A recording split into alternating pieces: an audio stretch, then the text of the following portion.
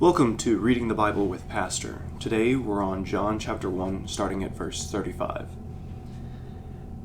The next day, again, John was standing with two of his disciples, and he looked at Jesus as he walked by and said, "Behold, the Lamb of God."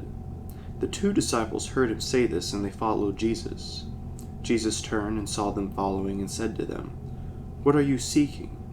And they said to him, "Rabbi," which means teacher, "where are you staying?" He said to them, "Come and you will see." So they came and saw where he was staying, and they stayed with him that day, for it was about the 10th hour. One of the two who heard John speak and followed Jesus was Andrew, Simon Peter's brother.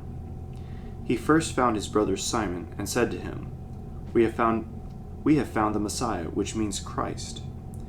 He brought him to Jesus. Jesus looked at him and said, "You are Simon, the son of John. You shall be called Cephas," which means Peter. And the note here is that Christ means the anointed one, and Peter means rock. The next day, Jesus decided to go to Galilee. He found Philip and said to him, "Follow me." Now Philip was from Bethsaida, the city of Andrew and Peter.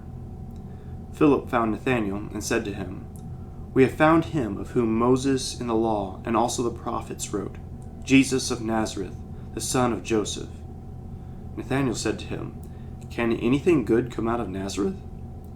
Philip said to him, "Come and see." Jesus saw Nathanael coming toward him, and said of him, "Behold, an Israelite indeed, in whom there is no deceit." Nathanael said to him, "How do you know me?" Jesus answered him, "Before Philip called you, when you were under the fig tree, I saw you." Nathanael answered him, "Rabbi, you are the Son of God. You are the King of Israel." Jesus answered him, "Because I said to you, I saw you under the fig tree, do you believe? You will see greater things than these." And he said to him, "Truly, truly, I say to you, you will see heaven opened, and the angels of God ascending and descending on the Son of Man." When Jesus calls Philip and Nathanael, there are several things going on here. When Nathanael says, "Is there anything good come out of Nazareth?" Nathanael's speaking the truth.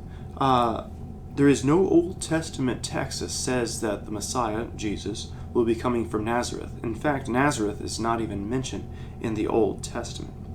So he's begging the question, is this true? This Jesus of Nazareth, is he the Messiah? Now, when Jesus sees Nathanael, he says, "Behold, an Israelite indeed, in whom there is no deceit."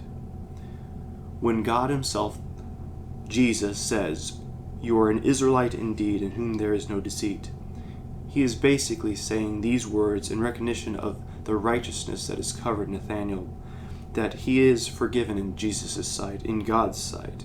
A true Israelite is the new Israelite of the new kingdom of heaven. And anyone in whom there is no deceit, there is no sin. And who can do that? But only Christ can pronounce you as sinless. Next time we'll continue with chapter 2 of John.